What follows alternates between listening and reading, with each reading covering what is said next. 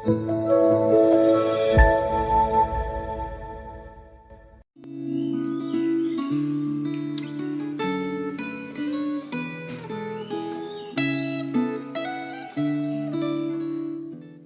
saudara-saudara, refleksi Gema kita hari ini diambil dari Yohanes 2 ayat 13-25. Sebelum kita sama-sama merenungkan firman Tuhan ini, mari kita berdoa terlebih dahulu.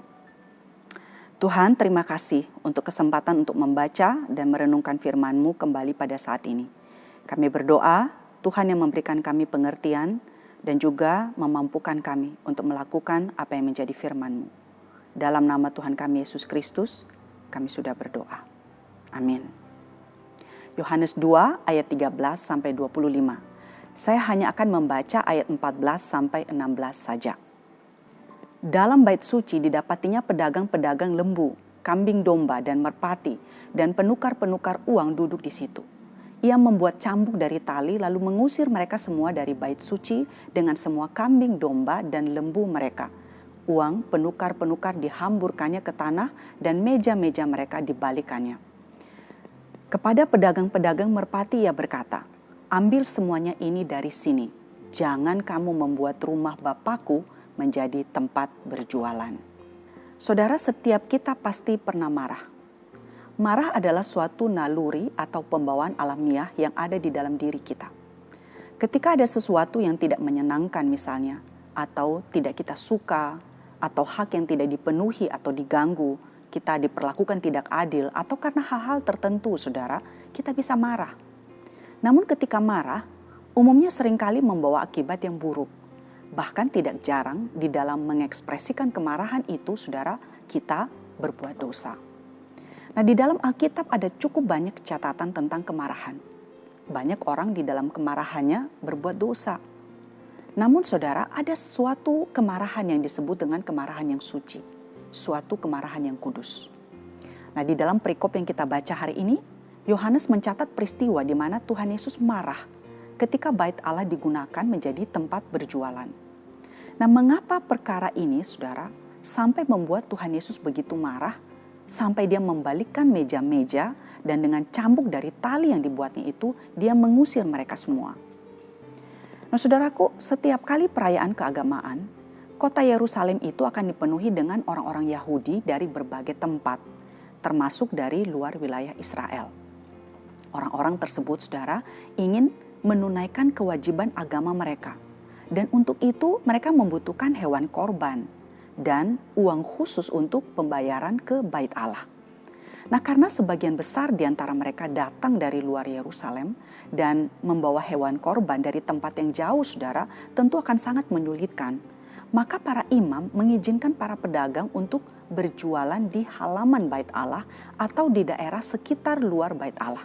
Untuk, saudara, memenuhi kebutuhan dari para peziarah yang datang dari luar Yerusalem tersebut. Nah, dari perikop yang kita baca tadi, para pedagang tersebut berjualan lembu, kambing domba, dan merpati, serta ada para penukar uang. Nah, sekali lagi saudara, mereka ada di sana untuk membuat praktik ibadah bangsa Yahudi menjadi lebih mudah dan nyaman. Nah, lalu mengapa Tuhan Yesus marah dan kemudian mengusir para pedagang tersebut? Dari catatan Injil Matius, Markus, dan Lukas, saudara, mereka mencatat bahwa para pedagang tersebut memakai tempat yang dipakai oleh orang-orang non-Yahudi untuk beribadah. Dan banyak sekali praktek kejahatan di dalam perdagangan itu, saudara. Para penafsir Alkitab bahkan mengatakan harga merpati yang dijual di bait Allah hampir 20 kali lipat dibandingkan dengan di luar bait Allah. Jadi bisa dikatakan para pedagang tersebut melakukan pemerasan dengan berkedok agama, saudara. Sehingga di dalam kemarahannya Tuhan Yesus mengatakan bahwa para pedagang tersebut telah menjadikan bait Allah itu sebagai sarang penyamun. Dalam ayat yang ke-17, Yohanes mencatat ingatan para murid. Cinta untuk rumahmu menghanguskan aku. Nah, karena cintakan rumah Bapa lah, Tuhan Yesus marah kepada para pedagang tersebut. Mereka dan juga semua sistem peribadatan yang dilakukan saat itu jauh daripada ekspresi cinta kepada Allah dan bait-Nya. Jadi kita tahu bahwa kemarahan Tuhan Yesus di sini adalah kemarahan yang suci. Kemarahan karena kasih kepada Allah dan bait Allah.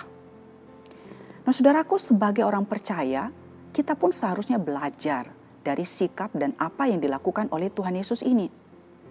Apakah kita marah ketika melihat ketidakadilan, ketika kejahatan merajalela, dan ketika kebenaran diputarbalikkan? Apakah kita marah ketika melihat orang-orang jahat tidak mendapatkan ganjaran dari perbuatan mereka? Apa yang membuat saudara marah? Atau apakah saudara sabar melihat kejahatan, melihat ketidakadilan dan ketidakbenaran?